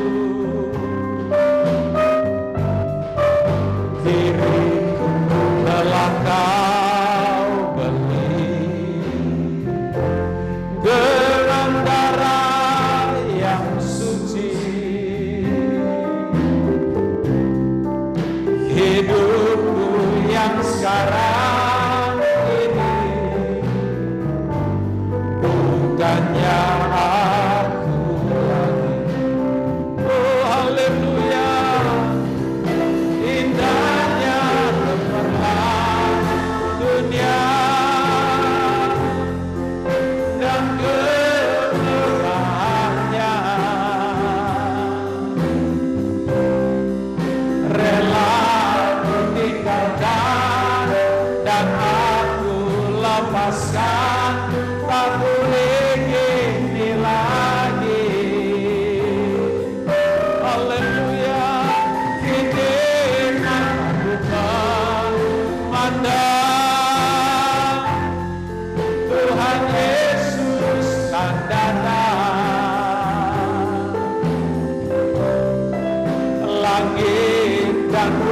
yang baru, kerinduan hati. Bapak Ibu jemaat yang diberkati Tuhan, inilah waktu dan kesempatannya untuk kita mengarahkan diri semakin suci dan kudus, layak, indah di hadapan Tuhan. Jangan tunggu besok, hari ini mulai arahkan hidup kita, kendalikan situasi, kendalikan faktor yang dapat memungkinkan kita jadi jahat. Kendalikan itu, ubah situasi, bawa hidup kita, paksa hidup kita. Kalau tidak sekarang, kita akan terlambat dan menyesal kemudian. Sebab masalahnya kita tidak tahu kapan Tuhan datang. Masalah yang kemungkinan terjadi, kita tidak tahu kapan kita meninggal. Persiapkan hari kematian kita secara sempurna di hadapan Tuhan. Hari-hari yang kita hidupi adalah hari-hari yang semakin jahat, Bapak Ibu. Hari-hari yang memaksa kita, menarik kita untuk semakin jauh dari Tuhan. Tapi kita diberi kekuatan, kita diberi kemampuan oleh Tuhan untuk mampu dan dapat mengendalikan situasi dan kondisi sekitar kita. Dan mari kita arahkan hidup kita semakin indah di hadapan Tuhan. Mungkin saudara ada di antara saudara yang bergumul, Tuhan aku tidak mampu, Tuhan aku menyerah, Tuhan aku tidak bisa. Bapak Ibu, jangan punya sikap hidup yang menyerah. Jangan membangun mental block, membatasi kuasa Tuhan bekerja. Tuhan mampu, dan kita pun diberi kemampuan untuk itu. Saya tidak tahu persoalanmu apa hari ini. Mungkin saudara lagi bergumul dengan pasangan hidupmu. Saudara lagi bergumul mungkin dengan dirimu sendiri. Atau saudara lagi bergumul dengan rekan kerjamu. Ada rekan kerjamu yang mengkhianatimu, menipumu, membawa lari uangmu. Jangan membalas kejahatan dengan kejahatan. Jangan. Izinkan Tuhan dengan cara Tuhan. Tapi jangan sekali-sekali mendoakan supaya dia celaka atau mati. Jangan. Biarkan cara Tuhan yang bekerja. Fokuskan hidup kita, fokuskan pandangan kita untuk merubah hidup kita. Itu fokus kita. Bagaimana kita berubah di hadapan Tuhan. Itu fokus yang harus kita bangun. Supaya kita semakin didapati hidup kudus, berkenan di hadapan Tuhan. Itu fokus kita. Kalau fokus kita terarah untuk dunia, dunia akan menggiring saudara jauh dari Tuhan. Kalau fokus kita hanya tertuju kepada pekerjaan, pekerjaan akan menyita waktu saudara sampai saudara tidak punya waktu untuk Tuhan. Kalau fokus hidupmu untuk anak-anak kita, saudara pasti tidak akan punya waktu lagi untuk Tuhan selain untuk anak. Bukan fokus kepada anak itu tidak baik, tetapi tempatkan Tuhan lebih daripada segala sesuatu. Bukan fokus kepada pekerjaan itu salah, tapi lebihlah kita memberi diri, waktu kita lebih banyak untuk Tuhan. Ini yang harus kita bangun. Bapak Ibu, waktu kedatangan Tuhan semakin singkat. Yang kita tidak tahu, tapi yang kita tahu adalah kita berbenah mulai dari sekarang. Kita mempersiapkan diri mulai dari sekarang. Sampai ketika Tuhan menjemput hidup kita, atau ketika Tuhan datang kali yang kedua. Ini yang menjadi fokus kita. Kita harus bisa menguasai situasi dan kondisi. Kita diberi kemampuan untuk merubah hal-hal yang membelenggu kita, yang memenjara hidup kita, sehingga kita terus berbuat jahat, berbuat perbuatan-perbuatan yang tidak berkenan. Kini mataku, indahnya gemerlap dunia dan kemegahannya. Amin.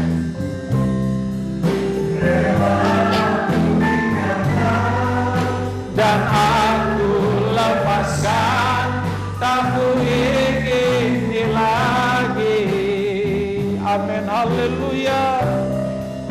Kini mataku memandang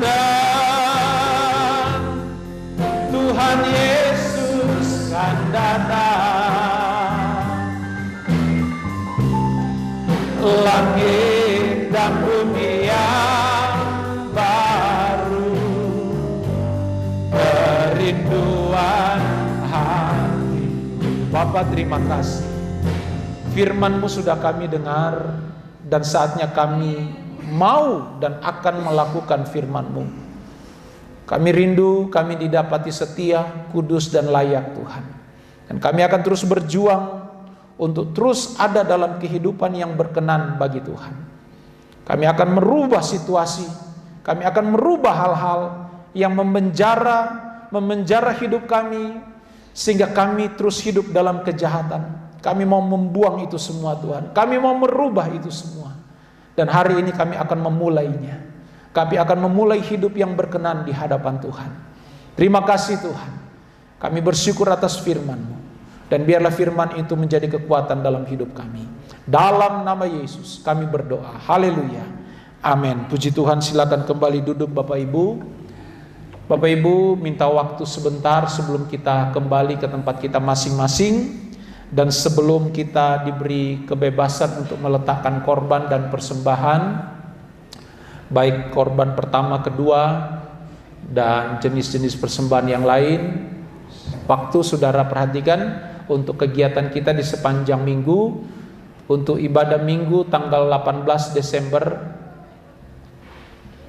WL Saudari Niken, singers Ibu Elisa Sutanto, Ibu Linda Manik, dan Ibu Citra.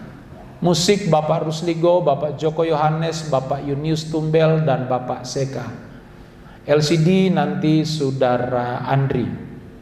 Aser oleh Ibu Agus.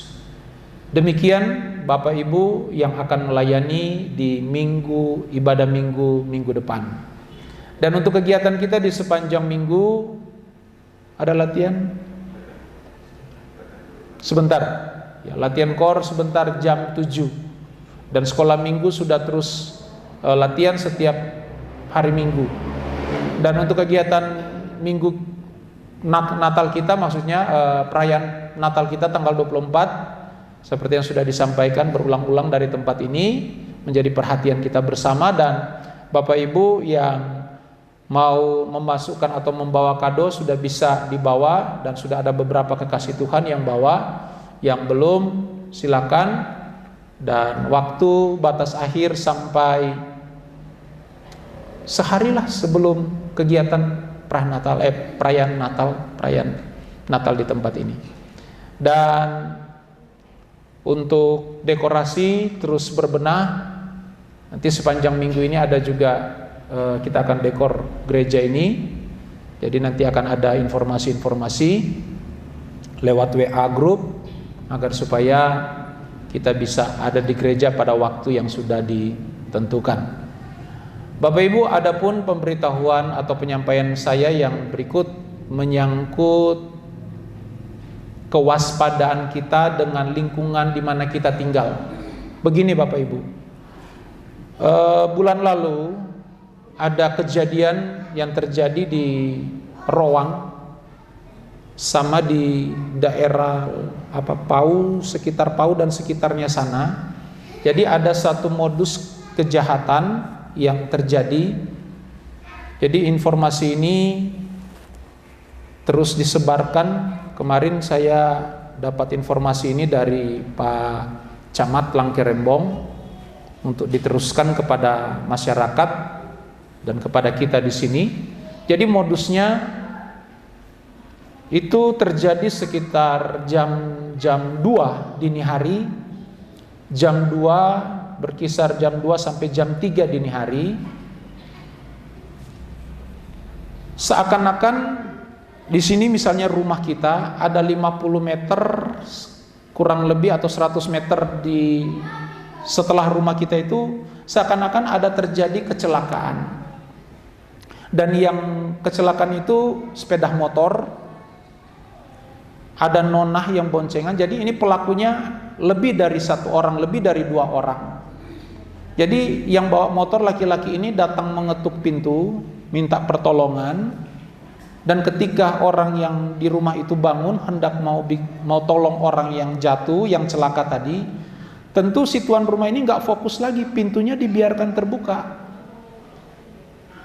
Nah, waktu tuan rumah ini pergi mau tolong, teman-teman dari kelompok ini datang menggasak rumah.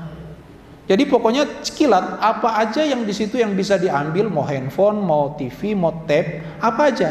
Jadi nggak hitung menit, apa yang bisa dijadikan uang ya mereka ambil untuk dibawa. Nah itu modus yang terjadi bulan lalu di Rowang sama di sekitar Pau sana. Jadi disampaikan buat kita, jika ada kejadian-kejadian seperti itu, ada baiknya waspada. Kalaupun saudara mau hendak menolong atau apa, perhatikan rumah kita. Kalau ada baiknya di dalam rumah bangunkan beberapa orang, atau pas keluar kunci pintu supaya menghindari hal-hal yang demikian. Nah itu yang perlu kami sampaikan. Jadi kiranya ini menjadi perhatian kita bersama. Dan Bapak Ibu, kegiatan Natal kita tahun ini tidak kita buat aksi apa-apa untuk pengadaan dana Natal, tapi oleh koordinator Natal hanya menyiapkan amplop Natal yang saudara bisa ambil di belakang sana, dan saudara bisa bawa pulang, saudara berdoa, dan saudara bisa kembalikan di ibadah minggu besok. Bisa langsung dimasukkan di kotak yang warna putih itu. Jadi itu saja hal yang dapat saya tambahkan menjadi perhatian kita bersama. Dan Bapak Ibu yang sudah punya planning untuk bepergian liburan, walaupun hanya di sekitar Ruteng atau Labuan Bajo dan sekitarnya, atau yang akan bepergian ke daerah-daerah lain atau ke luar negeri, titip ya, perhatikan rumah saudara, tempat saudara tinggal sebelum bepergian, dan persiapkan segala sesuatu agar saudara bepergian dengan nyaman, tidak ada beban, tidak ada pikiran ketika saudara melakukan kegiatan liburan bersama dengan keluarga dimanapun saudara pergi. Dan itu saja ya yang dapat saya tambahkan menjadi perhatian kita bersama. Tuhan Yesus memberkati, dan saya jemput kita bangkit berdiri, kita akhiri ibadah kita saat ini. Bapa kami di surga,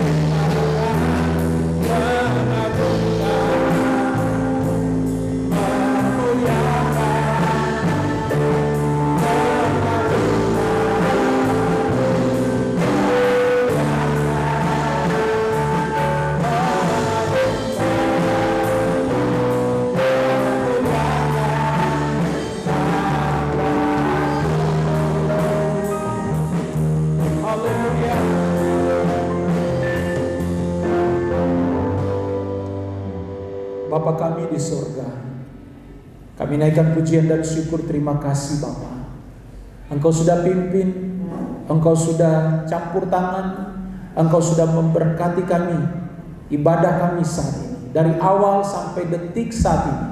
Sebelum kami merampungkan dan menyelesaikan rangkaian ibadah kami, sebelum kami pulang ke tempat kami masing-masing, Bapa, kami kembalikan segala pujian, hormat, syukur hanya bagi Tuhan. Dan Tuhan, hamba-Mu juga berdoa menyerahkan seluruh jemaat yang hadir dalam ibadah saat ini. Mereka akan pulang kembali ke tempat mereka masing-masing, baik jemaat Tuhan yang berdomisili di Borong maupun jemaat Tuhan yang berdomisili di Ruteng. Langkah pulang setiap jemaat ada dalam pimpinan-Mu ya Tuhan. Mereka terlindungi, terpelihara, sehingga dapat tiba di rumah masing-masing dengan tidak kurang apapun. Dan di mana kami berada, di situ Tuhan ditinggikan. Berkati setiap aktivitas jemaat-Mu di sepanjang hari, baik siang, sore maupun malam, ada dalam campur tangan dan berkat Tuhan. Bahkan di sepanjang minggu, di setiap tugas pekerjaan aktivitas kami, Tuhan ada di dalamnya. Tuhan memberkati, Tuhan campur tangan, Tuhan buat semua yang kami kerjakan menjadi berhasil. Kegagalan, kebangkrutan, kemerosotan, niat orang jahat, tipu daya kuasa gelap, sakit penyakit bahkan roh maut, kami tolak dalam nama Yesus. Kiranya berkat perlindungan pemeliharaan-Mu yang sempurna Tuhan tetap indah bagi kami semua. Dan di mana kami ada, kami hidup, kami bernafas, kami hidup, kami bernafas untuk menyenangkan hati Tuhan. Terima kasih Tuhan.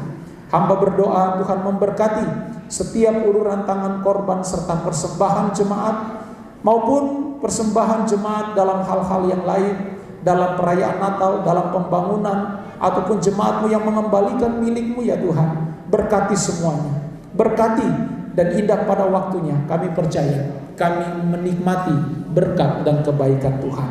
Terima kasih Bapa yang baik. Inilah hidup kami, roh, jiwa dan tubuh kami bawa dan kami serahkan dalam tangan-Mu. Rangkaian kegiatan kami di penghujung tahun ini kami serahkan dan kami taruh di dalam tangan Tuhan. Karena kami percaya bersama Tuhan, apa yang kami rencanakan, apa yang telah kami planningkan, Tuhan pasti buat semuanya menjadi berhasil. Tuhan buat semuanya menjadi indah. Dan terlebih daripada itu, nama Tuhan ditinggikan. Pelayan-pelayan Tuhan yang sudah melayani dengan sungguh indah, Tuhan lihat dan Tuhan tilik, Tuhan memberkati. Tuhan balas segala apa yang mereka sudah buat dengan pelayanan yang sungguh-sungguh. Tuhan memberkati mereka dalam nama Yesus. Terima kasih Tuhan. Dan saatnya kami akan pulang kembali ke tempat kami masing-masing, baik yang berjalan kaki maupun yang berkendaraan. Tuhan tibahkan kami tiba dengan segala selamat, dan di mana kami berada nama Tuhan ditinggikan. Oleh sebab itu jemaat milik Tuhan, mari kita siapkan hidup dan hati kita, dan kita terima berkat Tuhan. Haleluya. Tuhan memberkati engkau dan melindungi engkau.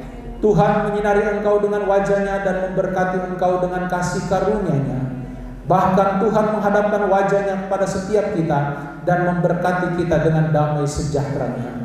Oleh sebab itu jemaat milik Tuhan, pulanglah dan bawalah berkat damai sejahtera dari Allah Bapa, cinta dan kasih sayang dari Tuhan kita Yesus Kristus, dalam persekutuan Allah Roh Kudus, menyertai dan memberkati kita semua hari ini bahkan sampai Maranatha, Tuhan datang kali yang kedua. Sebab dalam nama Bapa, Putra dan Roh Kudus, yaitu dalam nama Tuhan Yesus Kristus, Kepala gereja kami yang kudus, kami akhiri ibadah kami saat ini.